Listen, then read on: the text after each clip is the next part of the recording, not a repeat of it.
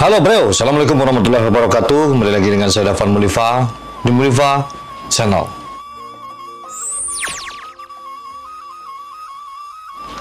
Oke, baru kemarin ini kita membuat sebuah karya ya, yaitu Geng 123 itu dipersembahkan oleh baju Geng 123 yang judulnya Preman Surau. Nah, ini seperti yang saya pakai ini adalah dari Geng 123. Setiap hari itu di tanggal yang sama dengan hari ini itu ada kejadian-kejadian di Sumatera Barat, di Minangkabau pada zaman dulunya.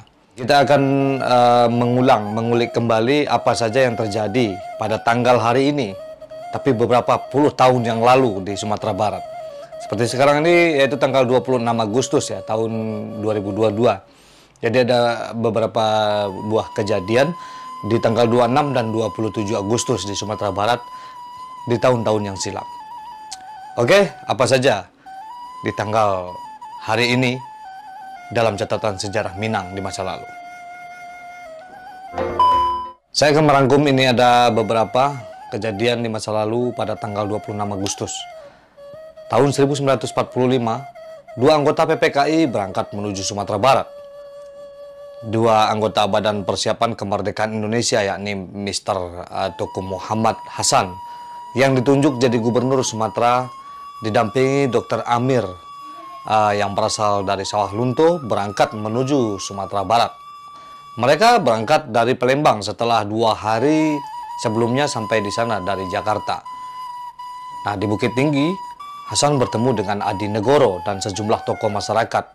Ia menjelaskan tentang proklamasi kemerdekaan, penetapan Undang-Undang Dasar 1945, pemilihan presiden dan wakil presiden.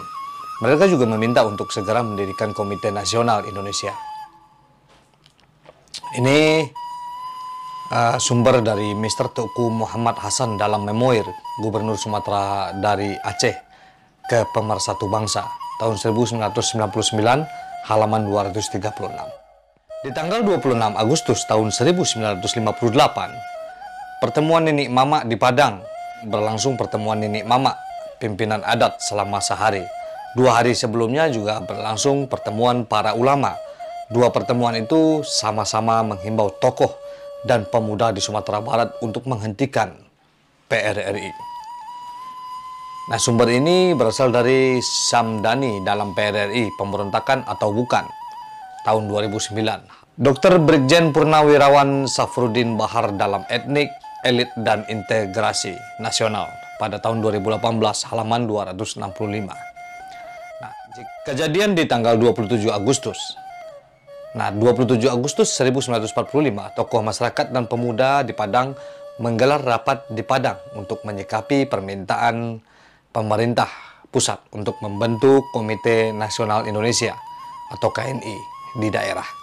Rapat berlangsung selama 3 hari sejak tanggal 27 hingga 29 Agustus tahun 1945.